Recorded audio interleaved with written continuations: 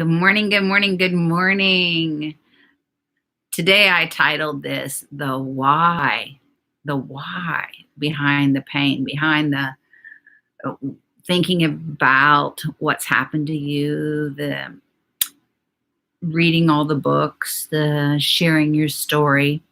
And I just have to tell you, just get get down in your living room and tell you about um, what happened. Personally, I shared my story at a conference. And I realized when I walked in, I didn't walk in with this idea that, oh, I'm at church. I better put my church face on and I better do what's expected of me. I didn't know I did that. But when I walked in this time, I walked into the church and I thought, I'm here with my family. I can't wait to see everybody that's here. And I can't wait to hug people. And I know we're wearing masks and I know we're 6 feet apart. And I know we're not allowed to do that, but I just wanted to hug people. And so I slept through the first service because I was exhausted and I did have permission. But I went to the second service, and as the people were coming out, I was just looking at their faces and I was seeing the color of eyes they had, and I was hugging them and I was feeling their hug back. I wasn't just allowing them to hug me and enduring the hug. I was allowing them to hug me back.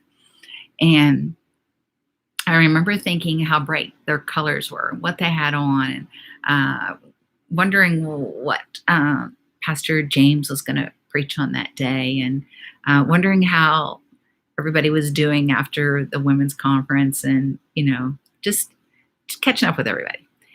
And I realized that everything was more real. The colors were brighter.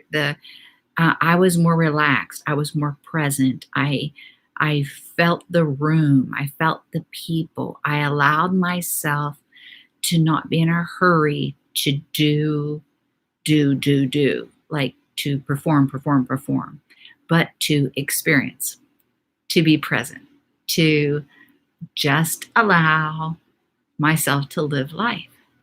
And if you're not living life and you're just going through it, why? Why? And maybe your why is you didn't know you were. I'd been so busy all my life doing what I was supposed to do, being who I was supposed to be, trying to get to where I was supposed to get, that I realized that I wasn't really living life. I was going through the motions of life. It's almost like I was watching myself on a stage called life, doing all the things that people in life are supposed to do, because that was my life. Get up, get ready, go to school, make sure your brothers were at school, make sure your dad's lunch was packed, make sure that you made good grades, and make sure that the house was clean, make sure that you were going to church, make sure that you were, doing the yearbook and you were cheerleading and you were all the things that life is supposed to be. But can I tell you, life isn't supposed to be about things. It's supposed to be about people and about what we learn along the journey and who we meet and the experiences that we have and the experiences that we share with one another, what we can learn from one another and how that feels and what that looks like. And if you don't even know about it, take some time to sit in the presence of the Lord and talk to Him about your life and really ask the hard questions like, Daddy God, am I bringing you joy? Am I enjoying the life that you've given me, the 24 hours a day that you've given me? Am I experiencing them, or am I just going through the motions? Am I enjoying these people that you put in my life, or am I just trying to be what they need and trying to get what I need and trying to facilitate everybody's life so everybody's happy? I mean, these are some really hard questions, and I wish that I could go back and do all that at 20. But between 13 and the last 6 months, I was too busy. Um, I didn't allow myself time to be a and live my life. I was too busy trying to help everybody else live theirs.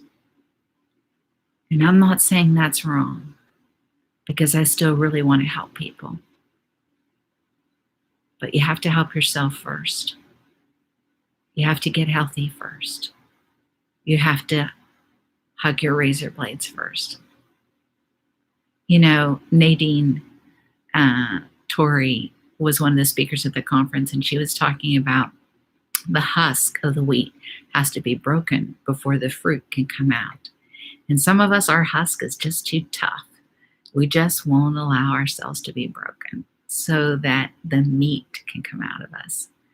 Well, I want to encourage you today, allow the husk to be broken. Put yourself in the hands of a mighty God.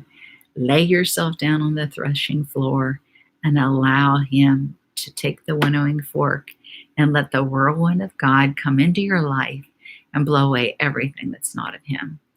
And you'll be glad you did. See you tomorrow.